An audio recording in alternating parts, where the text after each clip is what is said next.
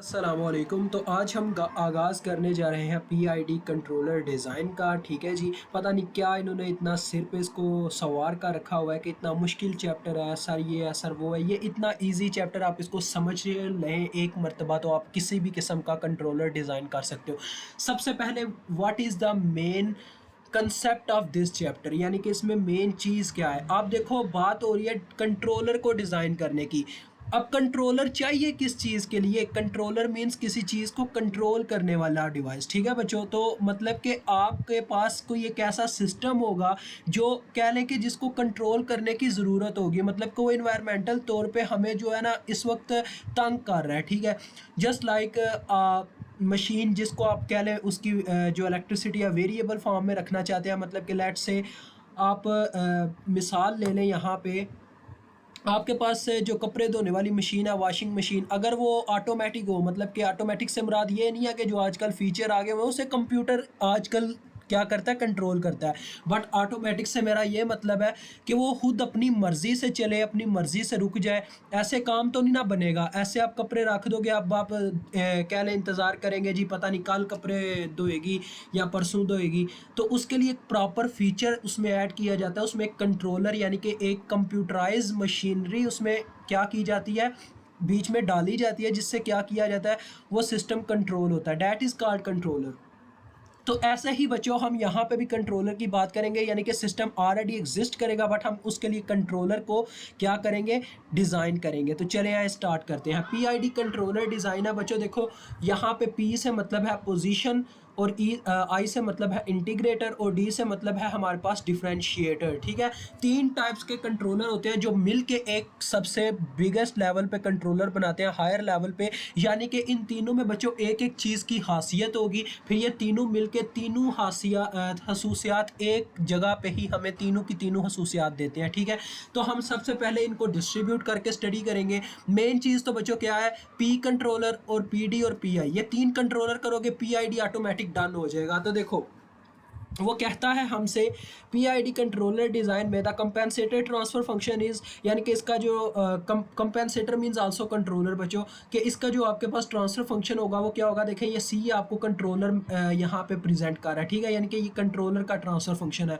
जिसमें बच्चों देखो ये जो पी है ना, ये पोजीशन कांस्टेंट होता है, इंटीग्रेटर का के आई होता है, यानी कि इंटीग्रेटर कांस्टेंट, डिफरेंशिएटर का डिफरेंशिएटर कांस्टेंट होता है। अब आपको पता है डेरिवेटिव, डिफरेंशिएटर मीन्स के डेरिवेटिव, जब किसी कांस्टेंट के साथ बच्चों डेरिवेटिव एक होगा तो उसका जब मैं लैप्लास में लूँगा तो क्या लिखूंगा, उसके साथ एक एस लिख दूंगा ना। तो यही आपने अंदाजन रखना है कि इंटीग्रेटर क्या होता है। इंटीग्रेटर आपको याद होगा डेरिवेटिव का उल्टा होता है। डेट्स वाई देखो इंटीग्रेटर का जो के आई आया उसके बटे में एस आया है, और जो डिफरेंशिएटर था वो डेरिवेटिव अपने साथ रखता है, मल्टीप्लाई करवाता है, डेट्स वाई उसके साथ एस आया है। ठीक है, यानी कि ये लैप्लास की फॉर्म है। ये डिफरेंशिएटर के लिए उसका लिखने का मतलब कॉन्स्टेंट तरीका है, के डी साथ में एस। ठीक है, और ये इंटीग्रेटर के लिए के आई ओवर एस, और ये पोजीशन कांस्टेंट के लिए के पी, सिंपल के पी। अगर आप सिर्फ पोजीशन कांस्टेंट बच्चों, पोजीशन यानी कि आप पोजीशन कंट्रोलर डिज़ाइन कर रहे हो तो लिहाजा उसमें सिर्फ आप के p G c of s आपका सिर्फ के पी के बराबर होगा। अगर आप पी डी कंट्रोलर यानी कि पोजीशन डिफरेंशिएटर डिज़ाइन कर रहे हो तो उसमें आप इसको निकाल दोगे के आई ओवर एस को, सिर्फ के पी प्लस के डी एस आपके पास इक्वेशन होगी जी सी ऑफ एस की। ठीक है, इतना अब इसको ना सिर पे सवार नहीं करना, इतना मुश्किल नहीं है। जब मैं क्वेश्चन करवाऊंगा तो आपको बहुत ईजी लगेगा। ठीक है, बस एक इसके लिए शराइत है जो मैं भी आपके सामने यहाँ पे रखता हूँ, जाके यार रूट लोकस का चैप्टर पढ़ के, और जिनको रूट लोकस ड्रा नहीं करना आता वो पोजीशन कांस्टेंट के क्वेश्चन नहीं कर पाएंगे। दूसरे तो उनके लिए मैं इजी बना दूंगा पीडी और पीआई, बट जो पी कंट्रोलर है उसको डिज़ाइन करने के लिए आपको रूट लोकस ड्रा करना आना चाहिए।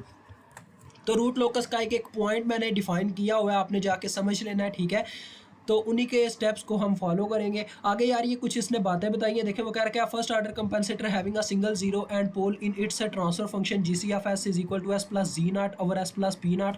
तो बच्चों ये पता क्या कहना चाह रहा है, ये कह रहा है एक फर्स्ट ऑर्डर का जो कंपनसेटर होता है ना, यानी कि जो फर्स्ट ऑर्डर कंट्रोलर उसमें होता है, उसमें एक जीरो हो सकता है और एक पोल हो सकता है। ठीक है, ज़्यादा से ज़्यादा बस यही देखने को मिलेगा, यानी कि एक जीरो होगा या एक पोल होगा, दोनों होंगे तो एक एक ही होंगे। क्योंकि इससे अगर मैं इससे ज़्यादा रखता हूँ, देखिए अगर मैं दो पोल्स रखता हूँ तो बटे में एस की डिग्री हायर हो जाएगी, S plus p not S plus P one, दोनों को मल्टीप्लाई करके देखो एस की डिग्री स्केयर में चली जाएगी, ये तो सेकंड ऑर्डर डेरिवेटिव में चला गया, इनके सेकंड ऑर्डर डिफरेंशियल इक्वेशन हो गई। तो डेट्स वाई ये बस बात कर रहा है। वो कह रहा है अगर आपके जी नाट की वैल्यू जो है बच्चों वो पी नाट से कम आती है तो आपका कंपेंसेटर कहलाएगा फेज लीड कंट्रोलर। अब इसका क्या मतलब है मैं आपको समझाता हूँ। असल में ये ना इसके एंगल की बात कर रहे हैं, एंगल की बात आपको यहाँ से समझ आएगी। अब कुछ उस्ताद ना यहाँ पे समझा नहीं पाते क्योंकि उनके पास डी अवेलेबल नहीं होती यहाँ पे। डी मीन्स बच्चों वो हमारे पास जो आला जिसके हम इस्तेमाल से क्या करते हैं जी, हम एंगल का कह लें एग्जैक्ट माप लेते हैं, यानी कि उसको एग्जैक्ट एंगल पे ड्रा कर पाते हैं। डी यार आप छोटे होते इस्तेमाल करते आ रहे हो, आपको वो जो जियोमेट्री मिलती थी सब कुछ उसमें प्रकार वगैरह सब कुछ होता था, उसकी बात कर रहा हूँ, ठीक है। अब तो आप समझ गए होंगे। तो ये फेज लीड की अभी अभी आपने कंडीशन पढ़ी है, जी नाट की वैल्यू अगर पी नाट से कम हो। अब इसका क्या मतलब है मैं आपको समझाता हूँ। देखिए जी नाट अगर जीरो, ये देखें ये यहाँ पे हमारा ओरिजिन है मतलब कि 0 डिग्री है, और ये हमारा यहाँ पे इस साइड पे भी 0 डिग्री है। लेकिन बच्चों ये 90 डिग्री का एंगल है, ये 180 डिग्री की लाइन है। आप सभी जानते हैं यार, इतना तो आप जानते ही होंगे, जिन्होंने मैथ नहीं भी पढ़ा वो इस चीज़ को तो आप जानते होंगे, क्योंकि अब आप सेमेस्टर 6 में आ चुके हो, इतने लोअर लेवल पे नहीं रहे कि मैं आपसे कहूँ कि यार ये ऐसे होता है ये ऐसे होता है। एक एक चीज़ बयान करने बैठूंगा तो वक्त ज़ाया होगा, ठीक है। तो इसने इसको फेज लीड क्यों कहा, देखें मेन चीज़ वो बच्चों जी नाट के यानी कि जी नाट से देखता है, यानी जी नाट के एंगल से इस चीज़ का बच्चों मुआयना करता है कि वो फेज़ लीड है या फेज़ लैग है। क्योंकि आपको याद होगा जब भी हम एंगल निकालते हैं तो उसका फार्मूला होता है sum of angle of zeros minus sum of angle of poles is equal to 180 degree, ठीक है। वो फार्मूला आपको याद होगा जो मैंने आपको लास्ट में स्टडी करवाया था चैप्टर 8 के। तो डेट्स में उसी फार्मूले के तहत वो कह रहा है अगर देखो जी का एंगल यानी कि हायर होगा तभी हमें एंगल पॉजिटिव में मिलेगा। अगर जी का एंगल छोटा होता है और पी का एंगल हायर होता है, मतलब जी पी से आप मतलब समझ रहे हो ना, मतलब कि जी जीरो और पी का मतलब पोल, तो उसका एंगल लोअर हुआ तो नेगेटिव एंगल मिलेगा, यानी कि फेज लैग हो जाएगा। अब मेरी बात समझिएगा, यहाँ पे उस्ताद ना ये चीज़ नहीं समझा पाते। देखो जी जितना ओरिजिन के करीब होगा ना बच्चों, अगर पोल ओरिजिन से दूर है और जो जीरो है, जीरो यानी कि जी वो अगर ओरिजिन के करीब है तो आपको फेज लीड मिलेगा, यानी कि आपका एंगल ये बड़ा होगा। उसकी वजह देखो, अगर मैं यहाँ पे डी रखता हूँ ना तो यहाँ पे ये मुझे इस तरफ मिलेगा, यानी कि ये अप्रॉक्सीमेटली 110 डिग्री 120 डिग्री इतना एंगल मिल रहा होगा। क्योंकि आप इसको डी पे रख के देखो तो आपको ये एंगल जो है ना ज़्यादा नज़र आएगा। लेकिन जब आप इसको डी यहाँ पे डी रख के इसको मापने की कोशिश करोगे, क्योंकि आपने एक पॉइंट लेना होता है यहाँ पे बच्चों, S1 कोई भी हो सकता है, वो आपको सिग्मा की मदद से पता चलता है, जो जीटा की वैल्यू होती है उसकी मदद से आप निकालते हो, ठीक है। एक कॉमन पॉइंट होता है जहाँ पे दोनों रूट्स ने जाके मिलना होता है, ठीक है, मीट करते हैं एक दूसरे को। तो लिहाजा उस पॉइंट के अकॉर्डिंग हमने चेक करना होता है। तो आप बस इतनी याद रख लो, जो अगर जी यानी कि ज़ीरो अगर आपका ओरिजिन के करीब है देन आपका फेज़ लीड है, अगर ज़ीरो आपका ओरिजिन से दूर है, पोल आपका करीब है, तो आपका फेज़ लैग है, ठीक है जी। ये बातें वैसे कह रहे आ जाती हैं MCQs में, लेकिन जिनको मैं स्टडी करवा रहा हूँ जिन बच्चों को, उनके पेपर में कोई ऐसी कहानी नहीं है। बस फिर देख लें, आपके लिए करते हैं हम, तो आप हमारे लिए इतना ही करते हैं कि चैनल को सपोर्ट करें।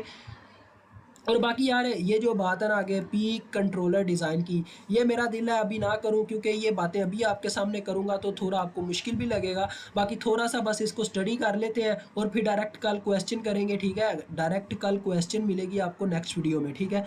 तो देखो बच्चों, वो कह रहा है कि गेन फैक्टर कंपेंसेशन या पी कंट्रोलर डिज़ाइन, यानी कि इसके दो नाम है। गेन फैक्टर कंपेंसेशन भी इसे कहा जाता है और पी कंट्रोलर डिज़ाइन भी कहा जाता है, ठीक है। तो ऐसे आ जाए, यानी कि पेपर में डिज़ाइन गेन फैक्टर कंपेंसेशन, तो क्या ले कंफ्यूज नहीं हो जाना। कई उस्ताद अच्छे होते हैं बता देते हैं इसके बारे में, अदरवाइज़ आपको दोनों नेम याद रहने चाहिए। वैसे मैंने इतना अंदाज़ा लगाया कि ये गेन फैक्टर कंपेंसेशन बस इसी में इस तरह का नाम है, बाकी में PDPI इसी तरह से डायरेक्ट मेंशन किया जाता है, ठीक है।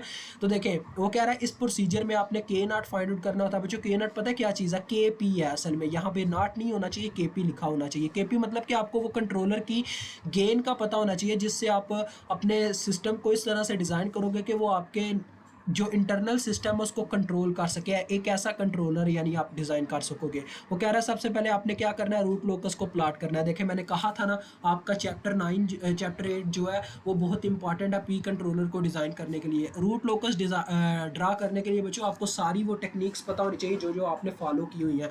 मैं आपको वो टेक्निक्स बताता जाऊँगा पर इतनी गहराई में नहीं जाऊँगा क्वेश्चन के दौरान, बस आपको टेक्निक्स बताता जाऊँगा और ड्रा कर दूँगा डायरेक्ट अपना रूट लोकस, ठीक है। आगे वो कहता है कि जीटा की गिवन वैल्यू से, यानी कि आपको जीटा की वैल्यू दी गई होगी, आपने एक लाइन ड्रा करनी है from origin at angle theta is equal to cos inverse, यानी कि ये उसका फार्मूला बता रहा है। क्योंकि बच्चों आपको याद होगा हमने ये चैप्टर 4 में पढ़ा था, zeta is equal to cos theta. ये उस फार्मूले से कह रहा है कि आपने थीटा निकाल लेना है और एक यानी कि ओरिजिन से एक लाइन खींच देनी है अपने जीटा की वैल्यू की तरफ। और वो कहता है कि मेजर करें from negative real axis the desired closed pole S1 at the intersection of this line and the root locus. अब मैं आपको इसकी बात समझाता हूँ। यह कहना चाह रहा है S1 की मदद से आपने ना फिर इनके इंटरसेक्शंस पॉइंट्स को फाइंड आउट करना है। मैं आपको बताता हूँ असल चीज़ पता क्या है, S1 इस वजह से इसने लिखा हुआ है बच्चों। देखो जो भी आप आउटपुट निकालोगे ना, आपको याद होगा हमेशा दो रूट्स हमारे आते हैं जिससे हम अंदाज़ा लगाते हैं हमारा सिस्टम कौन सी कंडीशन में है, अंडर डैम्ड है, अनडैम्ड है, क्रिटिकली डैम्ड है या ओवर डैम्ड हो चुका हुआ है। तो दो पोल्स आते हैं, एक हम आपको पता है एक हमें दो पोल मिलते हैं, एक S1 होता है एक S2 होता है। तो उसने बोला हुआ है एक आपने पोल ले लेना करना S1 या S2, ठीक है, और उसकी मदद से आपने डिज़ायर्ड अपनी गेन निकाल ली है, ठीक है। उसके बाद वो कहता है एस्टिमेट कीजिएगा वेक्टर लेंथ को S1 से ही पोल्स और जीरोस से। फिर आपने क्या कर देना है, गे अपना जो आपको मैग्नीट्यूड क्राइटेरियन चाहिए था अपना के नाट को फाइंड आउट करने के लिए, वो आपने निकाल लेना है, यानी कि आपने अपना के पी फाइंड आउट कर लेना है। तो मुझे उम्मीद है यार आप इसके स्टेप्स को समझ चुके होंगे। ये लेक्चर कह लें थ्योरेटिकल टाइप इतना ही था। हम इंशाल्लाह नेक्स्ट जो है सारा मैथमेटिकल टाइप है, यानी कि प्रैक्टिकल टाइप है, वो हम करेंगे नेक्स्ट वीडियो में on the behalf of our ring light with our register.